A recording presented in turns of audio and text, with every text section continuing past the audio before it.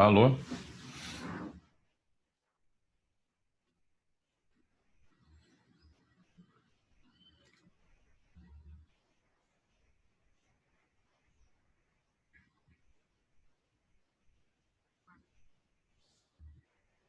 Tá bom,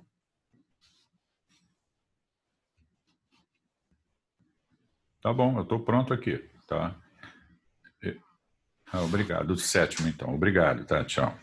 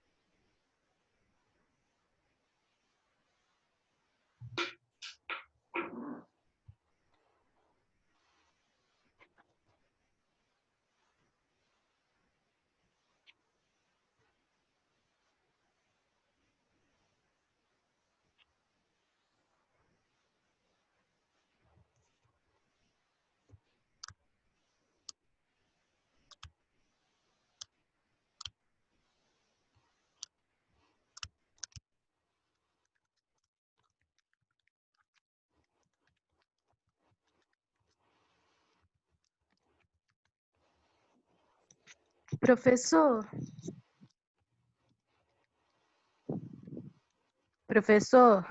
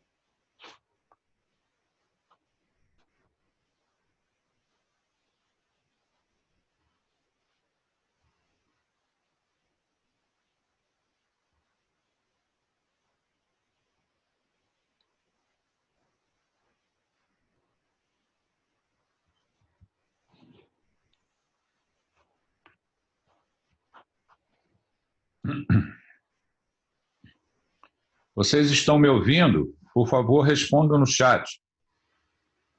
Sim. Vocês estão me ouvindo? Por favor, respondam no chat. Sim? Ok. Eu vou compartilhar a tela para saber se está tudo bem também.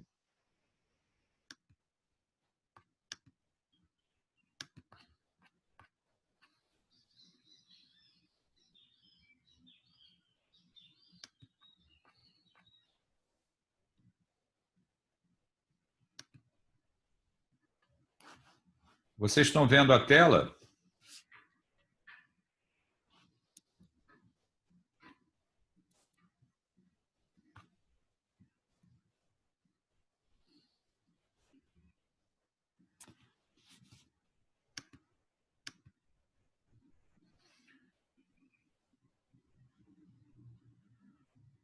Ok. Então, a gente já vai começar às 10h05, tá? Eu estou vendo aqui no chat, né, nos participantes, nós temos 84 pessoas participando, né? Quase o número total de alunos, né? Então, eu vou deixar, a presença vai ser tomada ao final da aula. Eu vou pedir para vocês colocarem no chat, tá? Agora não, agora nós vamos dar aula, são 2 aulas, uma aula de revisão e uma aula de controle de glicemia, uma aula de revisão de anemia e uma aula de controle de glicemia, depois nós vamos abrir para esclarecimento de dúvidas e depois a gente vê a presença. Tá ok?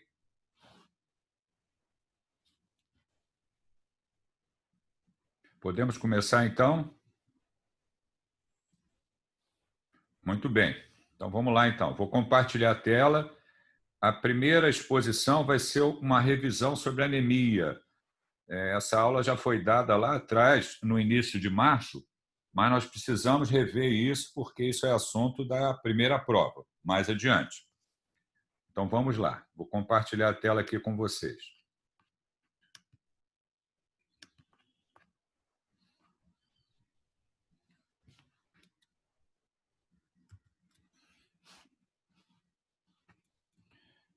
Nós temos aqui, só para exemplificar, um caso clínico de uma paciente jovem, né, 33 anos, que foi admitida com queixa de dispneia.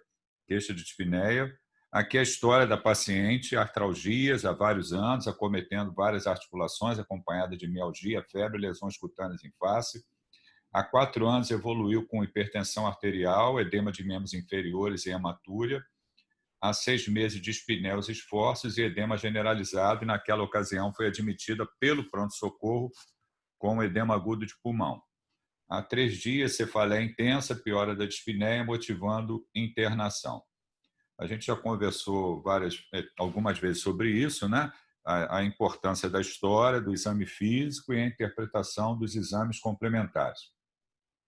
Então, nós temos aqui a história, aqui o exame físico da paciente, com vários dados, sinais vitais, frequência, pressão arterial, frequência cardíaca, respiratória e temperatura.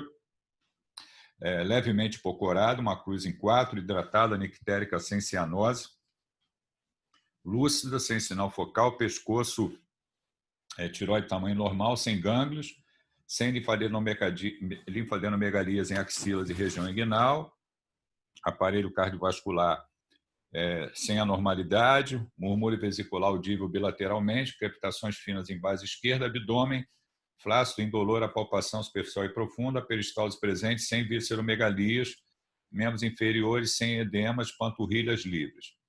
Chama a atenção no exame físico as mucosas hipocoradas, ou levemente hipocoradas, uma cruz em 4. Né? A discussão de possibilidade diagnóstica, conduta inicial, nós vamos já oferecer os exames complementares que nos interessam para a discussão do caso, e temos aqui o hemograma da paciente mostrando uma diminuição do nível da hemoglobina, 9,4 gramas por decilitro, e um hematócrito de 27,7%. Quer dizer, o número de leucócitos normais, o número de plaquetas também normais. Né? Diante disso, nós podemos, né, com o quadro clínico do paciente, com os exames complementares da paciente, iniciar uma discussão a respeito das possibilidades relacionadas à presença da anemia. Né? E aí a grande pergunta, como que a gente investiga anemia? Sempre que a gente encontra anemia, nível de hemoglobina baixo, a pergunta que deve ser feita é por que esse paciente está apresentando ou evoluindo com anemia. Temos sempre que investigar a causa da anemia. Né? E existe algumas maneiras de nós abordarmos a anemia. como abordar, né? Duas maneiras. Uma chama-se abordagem cinética e a outra abordagem morfológica. Nós vamos ver cada uma delas. Na abordagem cinética, são 3 itens: diminuição da produção de hemácias, ou aumento da destruição de hemácias, ou perda de sangue propriamente dito. Então, são 3 opções ali relacionadas à abordagem cinética da anemia. Em relação à diminuição da produção de hemácia, nós temos várias possibilidades também. Algumas delas, bastante comum na nossa prática clínica, né? Deficiência de nutrientes, de ferro, folato, B12, dieta, uma má absorção, né? Ou então perda de sangue, podendo levar à deficiência de ferro. Doenças que comprometem a medula óssea, anemia plástica, aplasia pura de hemácias, mielodisplasia, infiltração tumoral. Isso é uma outra situação onde eu posso ter comprometimento ali da eritropoese. Supressão da medula óssea por uso de drogas, quimioterapia ou então radioterapia, né, e radiação. A situação de quimioterapia é muito importante porque compromete ali a produção de elementos figurados, inclusive hemácias. Baixos níveis de hormônios tróficos, como eritropoetina, hormônio tiroidiano e também androgênios, no caso presente no hipogonadismo. Ou anemia da doença crônica, inflamação, que pode vir associada com 3 condições: essa anemia, as infecções, processos inflamatórios ou doenças inflamatórias, né? E também doenças tumorais, malignidade, aonde a gente vai ver mais adiante o mecanismo, mas o que ocorre é uma reduzida biodisponibilidade do ferro. Temos também aumento da destruição de hemácias, e aí entrariam as chamadas anemias hemolíticas, né? Nós temos as anemias hemolíticas inatas, como está descrito ali, e temos os exemplos de esferocitose, anemia falciforme ou talassemia, e as anemias hemolíticas adquiridas. Anemia hemolítica autoimune, com Cumbres positivo, púrpura trombocitopênica trombótica ou síndrome hemolítica urêmica. E também o exemplo da malária, como uma doença infecciosa, né, causada pelo plasmodium, né, que também causa anemia hemolítica. Essa anemia hemolítica, está citado aqui o teste de Cumbres positivo. Na verdade, o teste de Cumbres, eu quando mostrei para vocês na aula, nós temos ali as hemácias. Quando você tem a doença autoimune, a anemia hemolítica autoimune, você tem as hemácias recobertas por anticorpos. Você pega essas hemácias e coloca junto de um soro antiglobulina. O que vai acontecer é com esse soro antiglobulina vai aderir a esses anticorpos e vai haver a aglutinação das hemácias. Isso a gente chama de teste de Cumbres positivo. Ou então, eu pego só o plasma do paciente e coloco esse plasma junto de hemácias e o soro antiglobulina. Também vai ocorrer a aglutinação. A gente chama isso de teste de Cumbres, teste de Cumbres direto positivo e teste de Cumbres indireto positivo. Então, na anemia hemolítica, eu tenho teste de Cumbres positivo, de forma direta ou de forma indireta, como eu acabei de explicar. Também podemos ter anemia por conta de perda de sangue, né? Como está colocado aqui. Sangramento óbvio, né? Quando a gente está diante de uma situação onde ocorreu um trauma, o paciente se apresenta com mucosas hipocoradas, hipotenso, taquicárdico, então sangramento com perda de volume intravascular, causando anemia, né? A possibilidade de melena, hematêmese, quando a gente tem hemorragia digestiva, a gente tem ali a clínica característica também, os dados sugestivos de hemorragia digestiva, a melena, o vômito com sangue digerido, melena, evacuação de fezes escuras, sangue digerido, hematêmese, o vômito com sangue, né? Tipo borra de café. E a menometrorragia também, que pode ocorrer em mulheres com sangramento maior em períodos menstruais, coincidindo com períodos menstruais. Isso pode significar, por exemplo, um tumor, pode significar um mioma uterino causando sangramento, levando à anemia. Esse sangramento também pode ser oculto, quer dizer, o doente não exterioriza o sangramento, mas eu preciso investigar para saber o motivo, né, da anemia e posso encontrar, por exemplo, alguma patologia, como está sinalizado ali, uma neoplasia de colo, levando à perda de sangue pelo trato gastrointestinal, e isso ocasionando ou levando ao que o paciente se apresente para atendimento médico por anemia, e temos lá um tumor de colo causando essa anemia, que ele precisa ser diagnosticado e tratado. Quer dizer, eu tenho anemia e eu tenho que investigar a causa da anemia.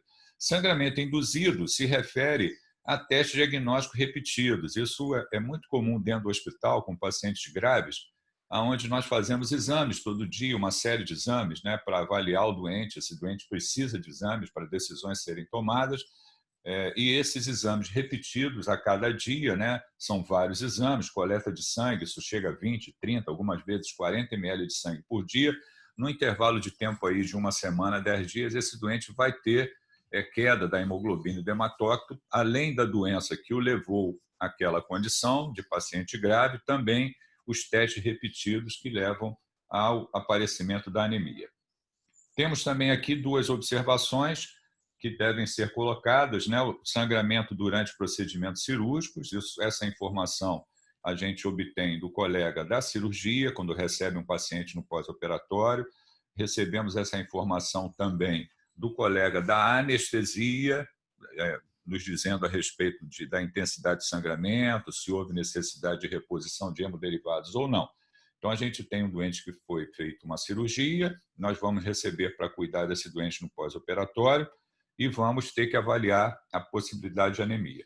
Sangramento retroperitoneal, uso de anticoagulantes, quer dizer, todo doente que usa anticoagulante, né, seja por que motivo for, ele tem um risco maior de ter sangramento. Esse sangramento ele pode ocorrer, por exemplo, após um pequeno trauma, mas também podemos ter o sangramento ocorrer de forma espontânea em doentes que têm um INR alargado, e isso pode ocorrer de forma oculta lá em retroperitônio. Quer dizer, o doente tem lá uma clínica de anemia, faz uso de anticoagulantes, tem lá uma discreta distensão, dor abdominal, e nós vamos ver, na verdade, o que houve foi sangramento retroperitoneal espontâneo por causa do uso de anticoagulantes.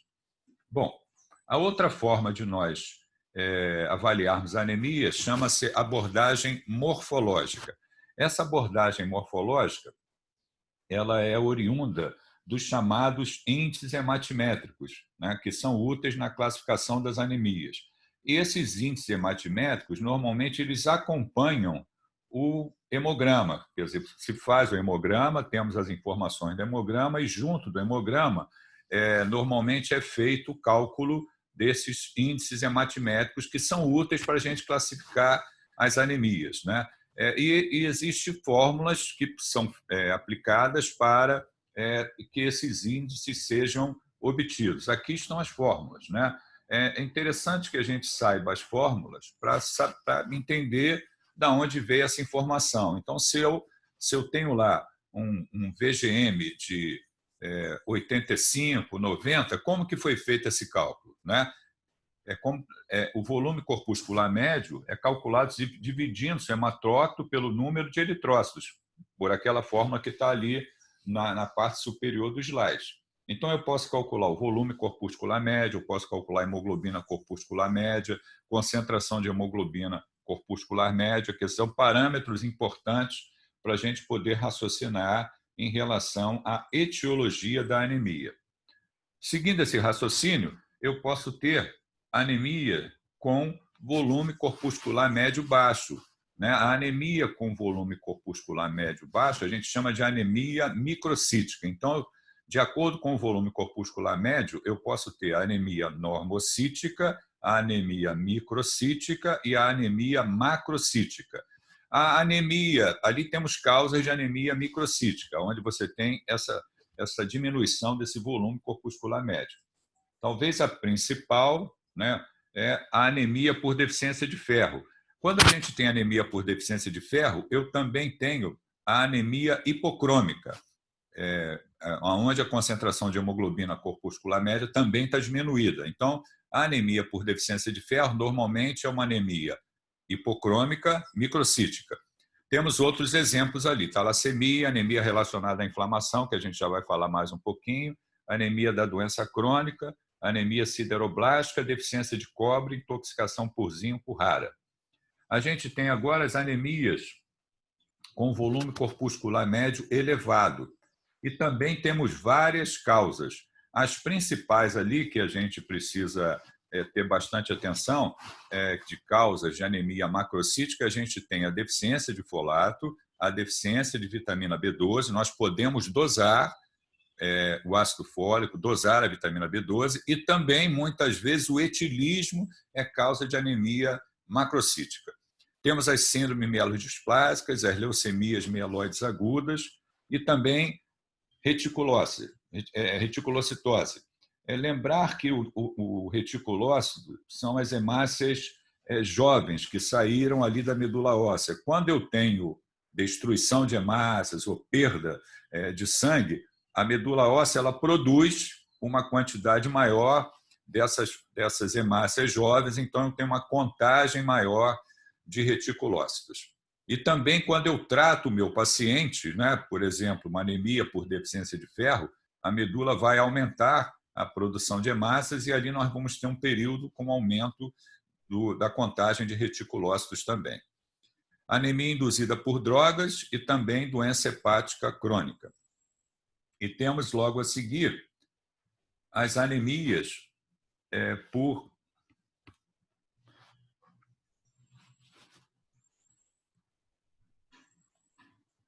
com volume corpuscular médio normal, que é a anemia normocítica, né, onde você tem o VCM normal.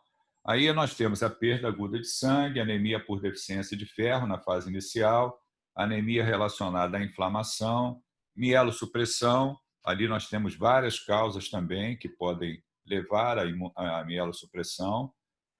Insuficiência renal crônica, que a gente vai falar também mais adiante, e disfunção endócrina, como hipotireoidismo ou hipopituitarismo. E nós vamos falar um pouquinho mais sobre anemia relacionada à inflamação.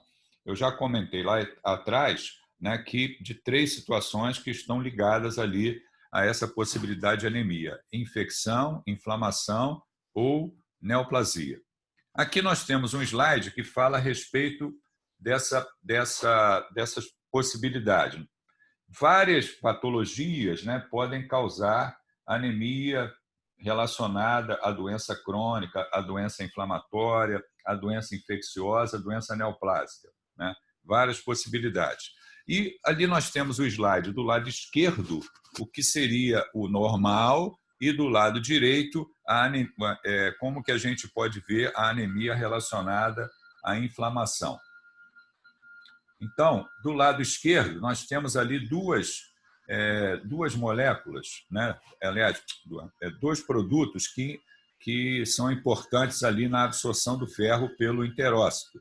Nós temos uma que se chama DMT1, que fala a respeito de um transportador de metal de valente 1, que faz com que ocorra a absorção do ferro ali pelo enterócito.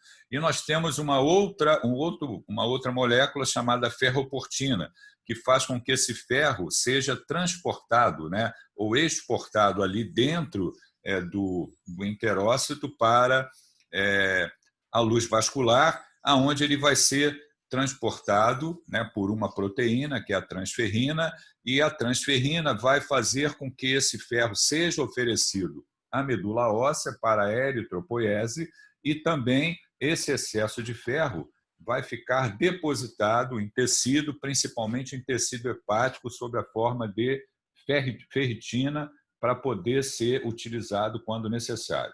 Então, eu tenho a absorção, eu tenho o transporte, eu tenho esse ferro levado para a produção de hemácias na medula óssea, e esse excesso de ferro fica depositado como uma reserva do organismo a nível hepático como ferritina para uso também, ou seja, fica biodisponível. Quando você tem uma doença inflamatória, né, uma infecção por um período longo, você tem uma doença inflamatória, por exemplo, uma vasculite, lúpus eritematoso sistêmico, por exemplo, ou eu tenho também neoplasia, eu posso ter dificuldades em relação a esse mecanismo. O principal é que nós vamos ter ali uma proteína de fase aguda, que é liberada ou produzida pelo tecido hepático, que é a hepcidina, e a hepcidina ela vai interferir na ação da ferroportina. Então, a hepcidina interfere na ação da ferroportina ali, dificultando essa entrada do ferro para a luz vascular, para ser transferido, transportado pela transferrina, e também a nível de células hepáticas, ela vai interferir, reduzindo essa biodisponibilidade do ferro para a eritropoese. Então, na anemia relacionada à inflamação, a hepcidina tem um papel importante interferindo na ação da ferroportina, reduzindo a biodisponibilidade do ferro. E também vamos ter, quando a gente avalia a anemia num paciente com doença crônica, relacionada à inflamação, a ferritina ela vai ter níveis mais altos. Então, isso é uma característica também de uma anemia relacionada à doença crônica e inflamação. Como a gente vê agora nesse slide, né? Quando a gente tem a doença crônica, a gente tem a saturação da transferrina mais baixa e a ferritina pode estar normal a elevada. Então, a ferritina pode estar elevada quando a gente tem a anemia da doença crônica. A nossa paciente, que lá atrás nós notamos as mucosas levemente hipocoradas e com níveis diminuídos de hemoglobina e hematócrito, na verdade, quando a gente olha os outros exames, ela tem comprometimento da função renal. Esse comprometimento da função renal também colabora para a anemia da seguinte forma, né? Nós temos ali vários dados relacionados, sinais e sintomas relacionados à uremia, e a gente tem ali embaixo sinalizado anemia devido à deficiência de eritropoetina. Quer dizer, o rim produz um hormônio trófico para a produção de hemácias, que é a eritropoetina. No paciente com doença renal crônica, nós temos a diminuição dos níveis da eritropoetina e isso leva ou colabora para a presença da anemia. O que acontece nos pacientes que têm doença renal crônica é que essa eritropoetina ela pode ser reposta, né? Eu comentei na ocasião com vocês que quando nós tivemos o desenvolvimento da ciência com a produção de proteínas através da técnica de DNA recombinante, nós passamos a produzir também, a nível industrial, a eritropoetina. E essa eritropoetina ela é oferecida aos pacientes renais crônicos para que os doentes tomam a eritropoetina e isso minimiza a anemia nos doentes com doença renal crônica. Ou seja, aquele doente que iria evoluir com anemia, com necessidade de hemotransfusão, quando ele faz uso de eritropoetina, isso fica minimizado. Então, isso foi um avanço da ciência, produção de proteínas, de hormônios com técnica de DNA recombinante, chegando ali a oferecer, como é feito hoje, por um custo baixo, o sistema público oferece a eritropoetina para esses pacientes, para minimizar a anemia no paciente com doença renal crônica também.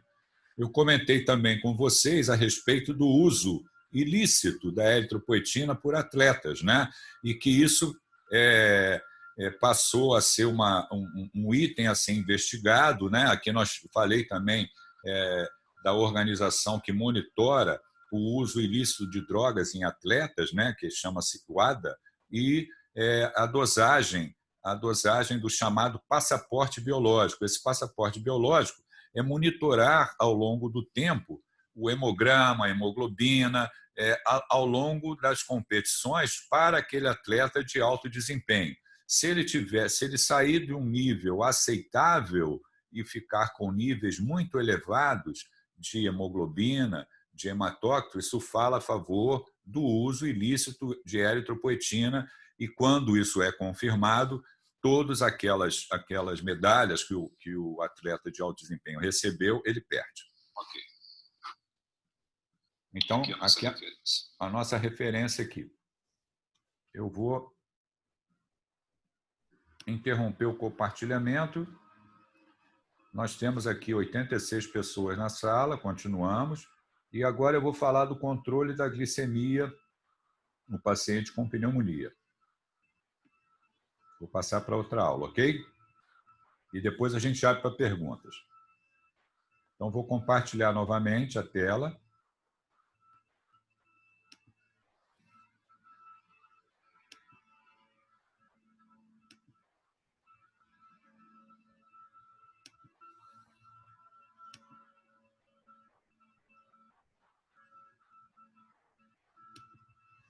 E o outro tema é dentro da disciplina SIC 7, vejam aqui, continuando. Só um minutinho, por favor. Só um minuto. Deixa eu interromper aqui. Me dê um minutinho só.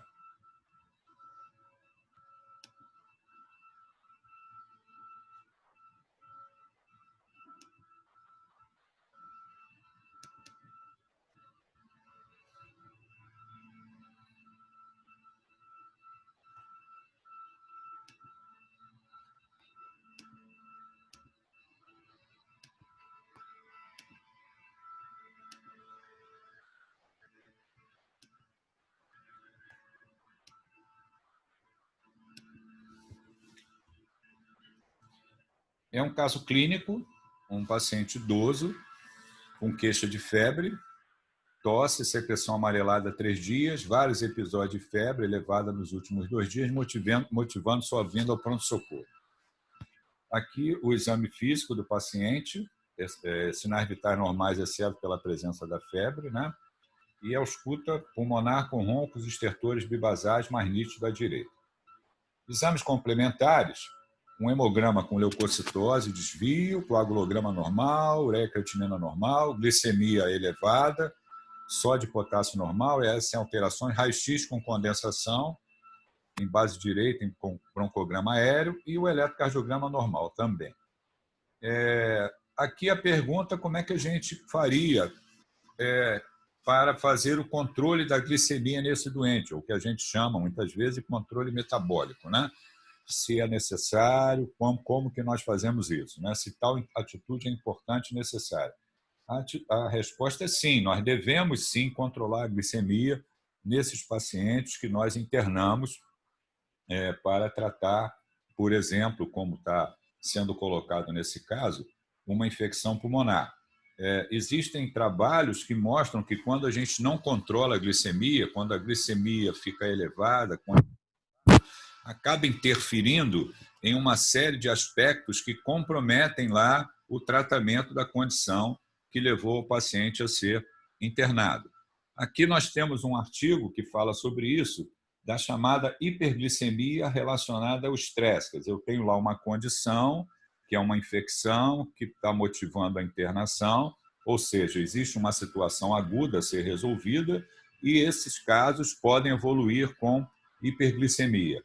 Essa hiperglicemia, como está colocado ali, ela pode fazer com que ocorra uma série de alterações, colaborando para sinalização intracelular, ativando mediadores inflamatórios, colaborando para estresse oxidativo, levando a efeitos teciduais, como estão colocados ali vários efeitos, desregulação do sistema imune, disfunção endotelial, liberação de citocinas pró-inflamatórias, ativação plaquetária, um estado favorecendo a coagulação, disfunção mitocondrial e complicações ali que podem ocorrer nesses doentes, como doença renal, ventilação mecânica prolongada, quando é o caso que o doente evolui com insuficiência respiratória, dificuldades em relação ao controle da infecção. Isso tudo colabora para uma chance de desfecho ruim, uma mortalidade maior. Então, o que nós fazemos, né, nesses doentes? Isso aqui é uma tabelinha que é usada em todos os hospitais para controle de glicemia. Como eu comentei em outro momento, isso pode ser um pouquinho diferente do que eu estou mostrando, mas é uma forma de nós controlarmos a glicemia nos pacientes que estão hospitalizados.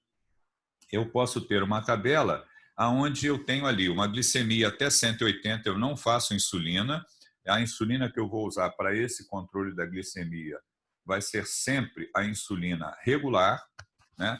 E essa insulina regular ela vai ser feita sempre subcutânea e com um intervalo de tempo a cada 4 horas, que tem ali a meia-vida da ação da insulina regular.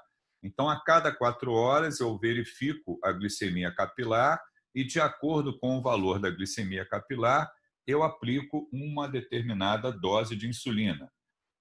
Até 180, nada, não faço nada. De 181 a 240, 4 unidades.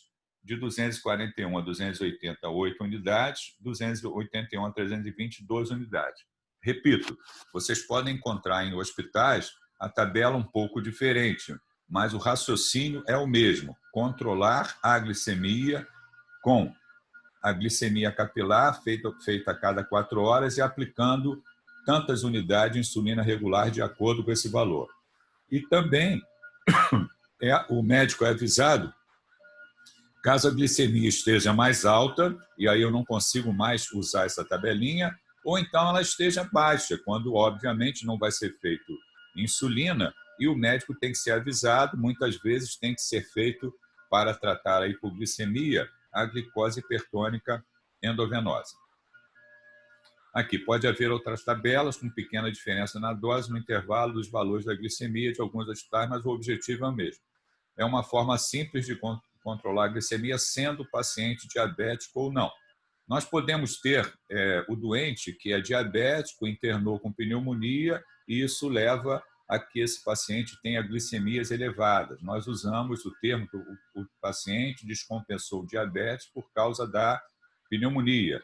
Eu posso ter também o doente que internou nessa situação de estresse está evoluindo com glicemia elevada.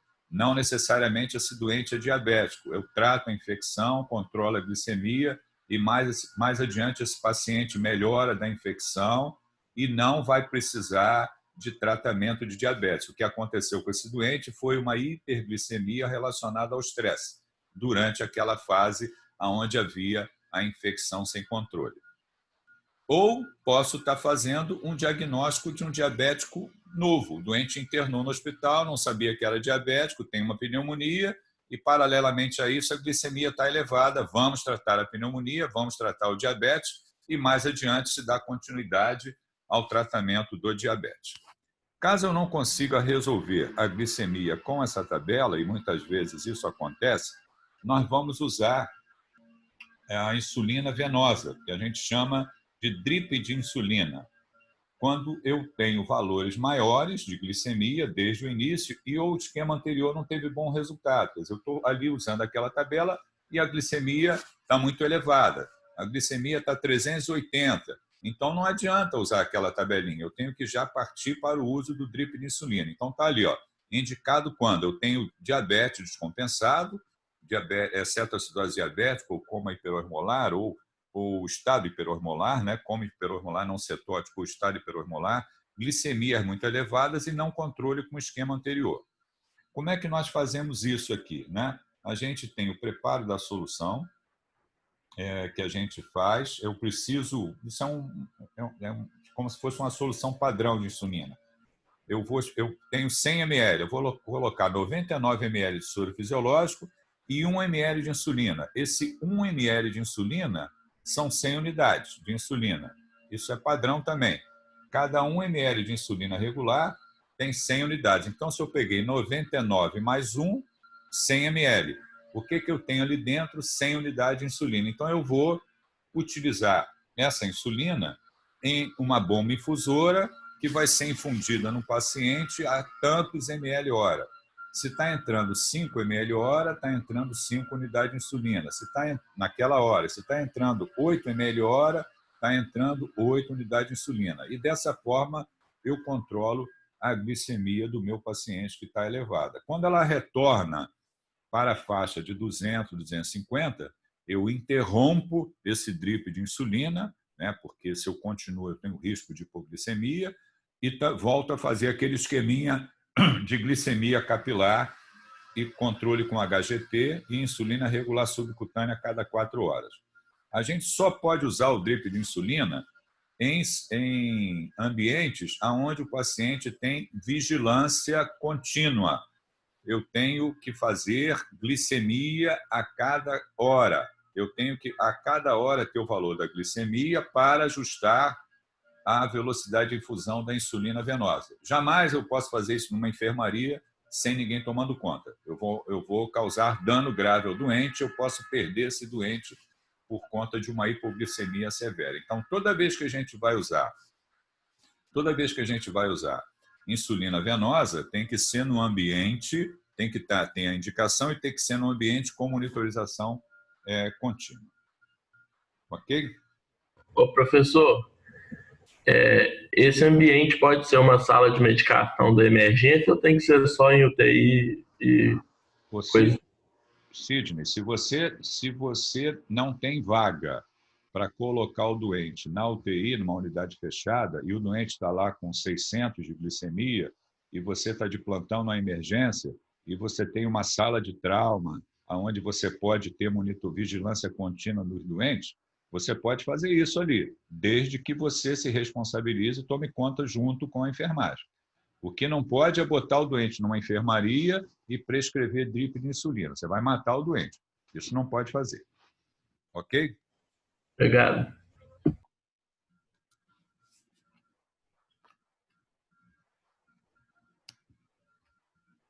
Bom, conforme combinado, as 2 aulas foram dadas, né, de revisão de anemia e de controle de glicemia no paciente com pneumonia, né? Eu queria agora ouvir dúvidas de vocês. Eu estou aqui monitorando o chat para que a gente possa esclarecer dúvidas que vocês querem falar. Ou você pode escrever ou você pode falar. Fica à vontade, eu estou aqui à disposição. Professor, Pode falar, Vitória. a nossa dúvida é porque no cronograma da coordenação vieram algumas matérias que estão diferentes das que foram dadas. Aí a gente queria saber qual que é o certo, se não houve confusão com a matéria de SIC 4 também. SIC 4 ou SIC 7, você está falando? O cronograma da coordenação... Então, se a coordenação não confundiu na hora de botar o cronograma da SIC 7, não botou as matérias referentes à SIC 4, porque na P2 tem AVC, doença não é isso hepática. não. Olha só um minutinho que eu mostro para vocês aqui. Só um minuto. Tá, joia. Obrigada. Um minuto. Espera aí.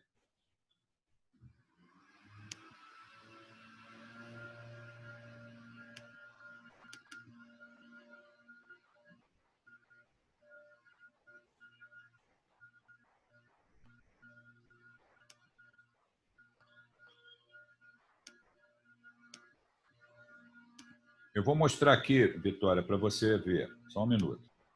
Está aqui, ó.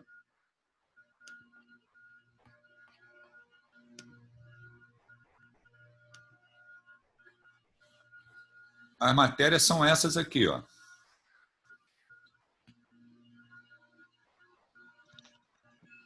Tá ótimo, professor. Foi então a coordenação que fez confusão na hora de botar o nosso cronograma. Obrigada. Conteúdo de P1, conteúdo de P2, tá? Essas aulas todas serão dadas, todas as aulas serão dadas. O que a gente está vendo hoje? Essas 2 primeiras aqui, ó. Revisão de anemia e controle de glicemia, ok? Tá ótimo, obrigada, professor. Foi erro da coordenação mesmo. Tudo bem. Tem uma pergunta aqui. Deixa eu ver. Eu acho que eu não vi aqui a pergunta. O valor de referência para usar insulina EV acima de 380? Não. Henrique, se eu estou usando aquela tabela anterior e a glicemia, ao invés de diminuir, ela está progredindo, né? Se eu tenho 2 glicemias superiores a 180 num doente grave, isso já é indicação de fazer de HGT superior a 180 num doente grave.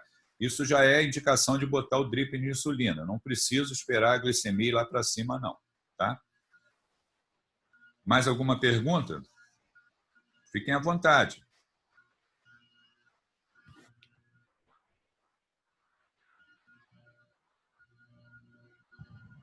Professor. Pois não? Pode falar, Henrique. Então, eu começo a fazer a insulina regular subcutânea no paciente. Se não controlar com a subcutânea, eu já vou começar a fazer uma endovenosa para ele, é isso? Aí você vai botar o drip de insulina. Veja bem, se o doente está na enfermaria, você não vai fazer isso na enfermaria, porque não dá para fazer na enfermaria. Se as glicemias estão elevadas, 300, 400, 500, é indicação de botar esse doente numa unidade fechada. Porque não dá para botar drip de insulina numa enfermaria. O doente corre um risco grande de fazer hipoglicemia severa, entendeu? Porque quando eu boto o drip, eu tenho que tomar conta, eu tenho que ter glicemia horária. E isso significa ter enfermagem ali o tempo todo, o médico ciente do que está acontecendo, ter noção de quantas unidades está entrando por hora naquela bomba infusora. Existe um protocolo para fazer isso. E esse protocolo, para ser utilizado, tem que ser numa unidade fechada, não pode ser numa enfermaria. Já foi feita uma pergunta a respeito do uso na emergência. É complicado. A emergência, eu só vou fazer isso se eu não tiver aonde colocar o doente dentro de uma unidade fechada e eu tenho ali um local com enfermagem olhando o doente continuamente, monitorando o doente continuamente. Quer dizer, em último caso, eu vou usar isso na emergência, porque é um risco grande. Se não tiver vigilância, ao invés de eu beneficiar o doente, eu causo efeito adverso grave. Beleza, obrigado, professor.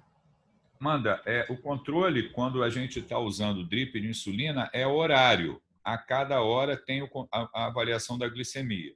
Quando a gente está usando o HGT de 4 em 4 horas, é a cada 4 horas que é feito o HGT. Bom dia, professor. Escuta, eu queria saber por que a eritropoetina ela configura doping nos atletas. Eu não sei, eu não consegui entender a explicação. Porque ela é usada de maneira ilícita para aumentar os níveis de hemoglobina e hematócrito, entendeu? E aí o doente tem um desempenho maior. Então com mais hemoglobina você tem mais desempenho. Isso. Se eu tenho uma hemoglobina maior, eu tenho uma capacidade aeróbica maior. Eu vou correr mais rápido, entendeu? Então, é ilícito isso. E o órgão de controle nas Olimpíadas, né, quando você tem competições, esses atletas de alto desempenho participam, há uma preocupação muito, muito grande com o uso de drogas ilícitas. Dentre elas, para aumentar o desempenho, está a eritropoetina. Entendi, professor. Obrigado. Nada. Mais alguma pergunta? Antes da gente ver a presença?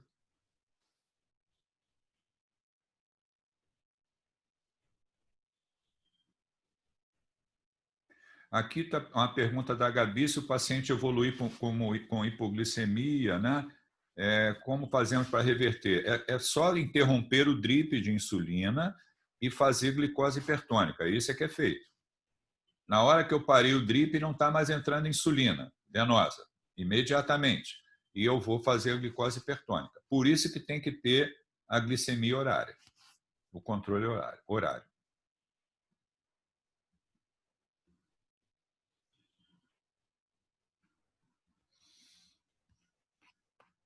Eu recebi a informação no grupo da coordenação para cobrar de vocês a presença da seguinte forma: vocês escreverem ali no chat presente.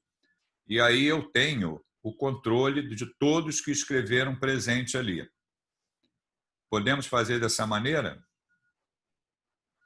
Depois isso vai ficar gravado e eu vejo o nome de vocês todos ali. Pode ser?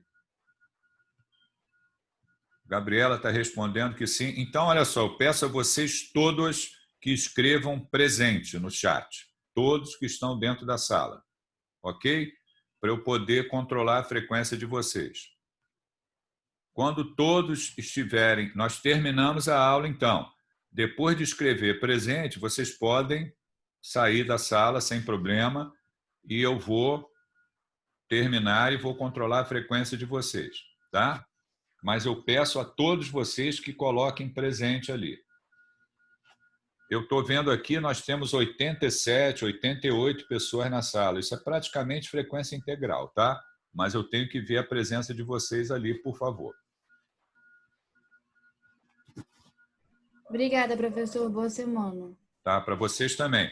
Então, depois de colocar escrito presente, vocês podem sair da sala. E muito obrigado por terem assistido a aula. Espero que a gente retorne em breve às nossas atividades. Eu não vou parar de gravar, não. Eu vou ficar na sala aguardando que todos coloquem presente ali, tá? Por favor.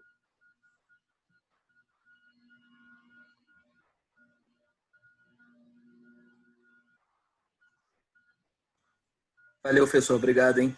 Nada, Pedro. Um abraço. E se cuida, hein?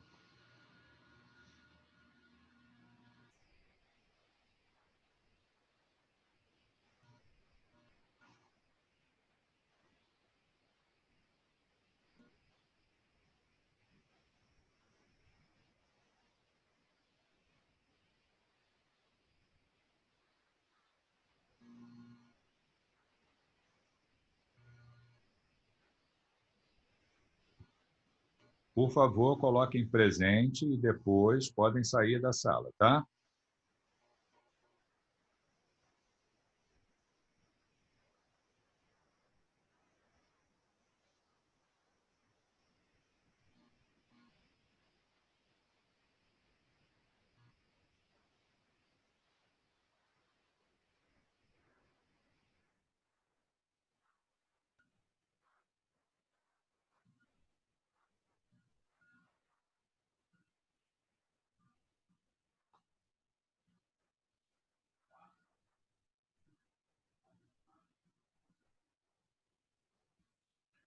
Cento e dois.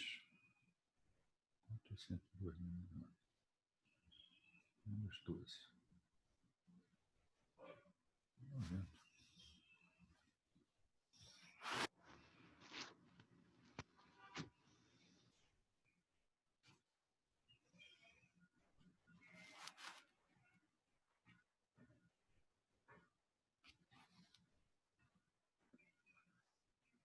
Vamos colocar presente e depois podem sair da sala.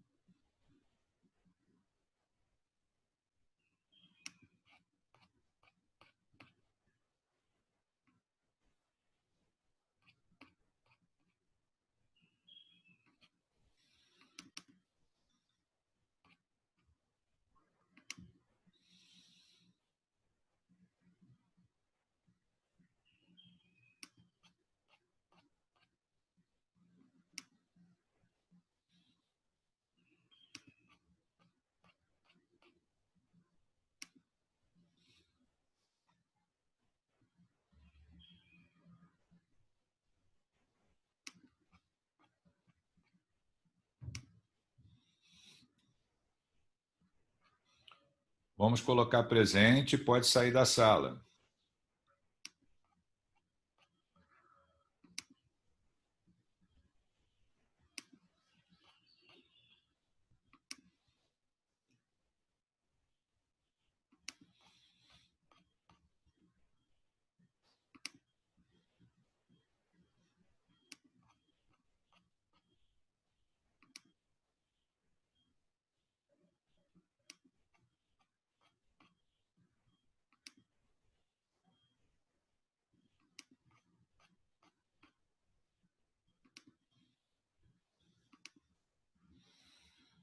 Vamos colocar presente, pode sair da sala.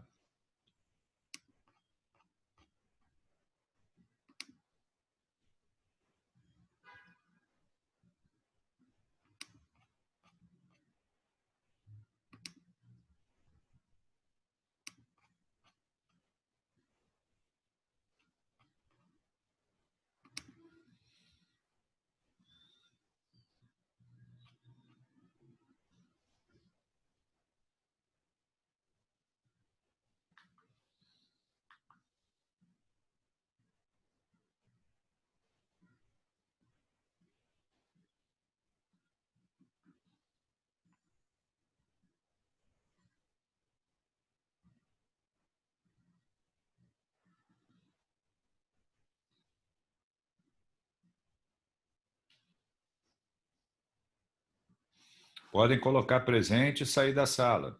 Já terminamos.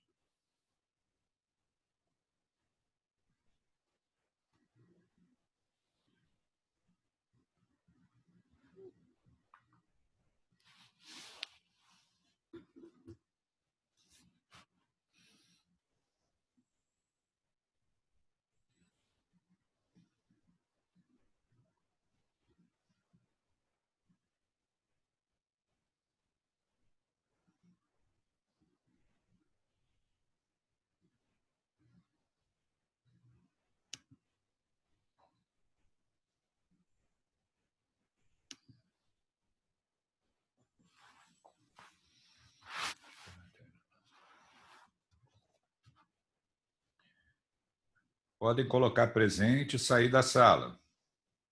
Já terminamos.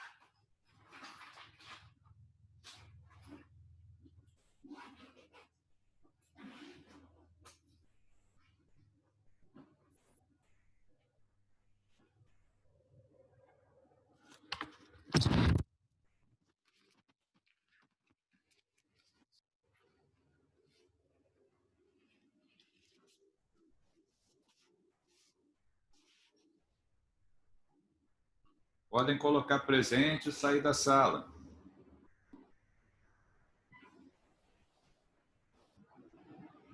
Já terminamos.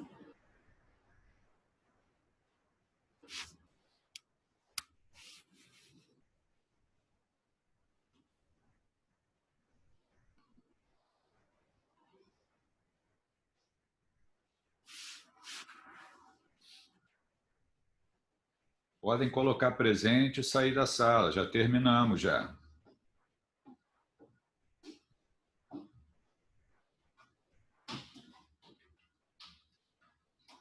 Gustavo e Júlia, por favor.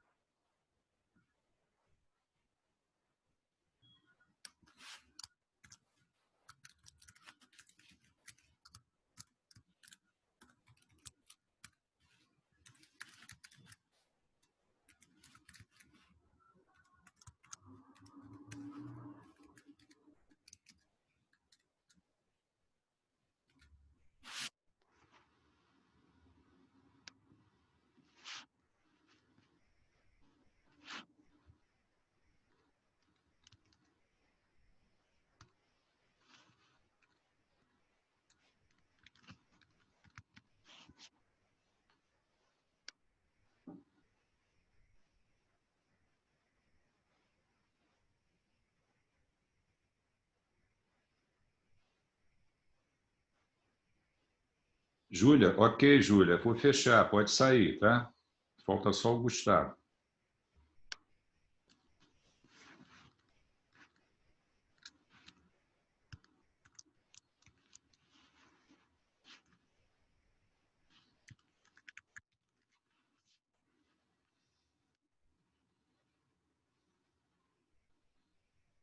Eu já coloquei o Gustavo como presente também. Eu vou terminar aqui. Bom dia, tá?